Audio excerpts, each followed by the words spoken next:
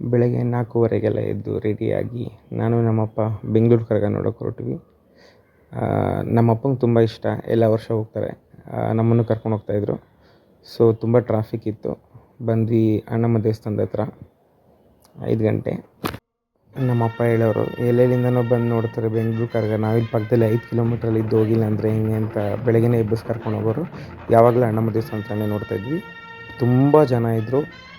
ಇದೇ first time ಈ ಥರ ಹೂವು ಎಲ್ಲ ಹಾಕಿರೋದು ನೋಡಿದ್ದು. ಫಸ್ಟ್ ಟೈಮ್ ಅಂದರೆ ನಾನು ನೋಡಿರ್ಬೋದು, ಫಸ್ಟ್ ಟೈಮ್ ಅನಿಸುತ್ತೆ.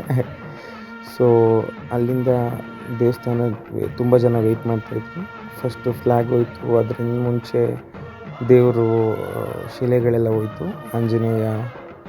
ಹಾಗೆ ತುಂಬ ಜನ ಬರ್ತಾಯಿತ್ತು. ಜನರಲ್ಲಿ ನಮ್ಮ ಕರಗ ಬರ್ತಾಯಿತ್ತು.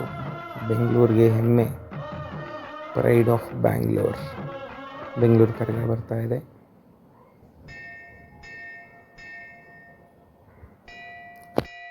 ಮಿಸ್ಸಲ್ಲೇ ಯಾವಾಗಲೂ ಬೆಳಗ್ಗೆ ಅಣ್ಣಮ್ಮ ದೇವಸ್ಥಾನ ಹತ್ರ ಬಂದೇ ಬರುತ್ತೆ, ಅರೌಂಡ್ 5 to 6. ಸೊ 5 ಗಂಟೆಗೆಲ್ಲ ಅಲ್ಲಿ ಜನ ವೆಯ್ಟ್ ಮಾಡ್ತಿರ್ತಾರೆ. ತುಂಬ ಜನ ಬಂದು ನಾವು ಎಲ್ಲ ವರ್ಷ ಇಲ್ಲೇ ನೋಡ್ತಾ ಇದ್ದಿದ್ದು.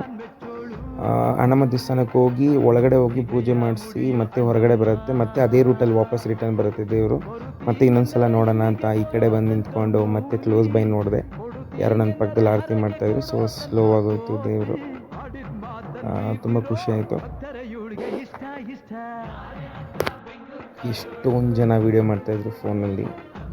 ನಾನು ನನ್ನ ಫೋನ್ ಹೊಸದು ತೊಗೊಂಡಿದ್ದೆ, ಫಸ್ಟ್ ವೀಡಿಯೋ ದೇವ್ರದ್ದು ಮಾಡಿರೋದು.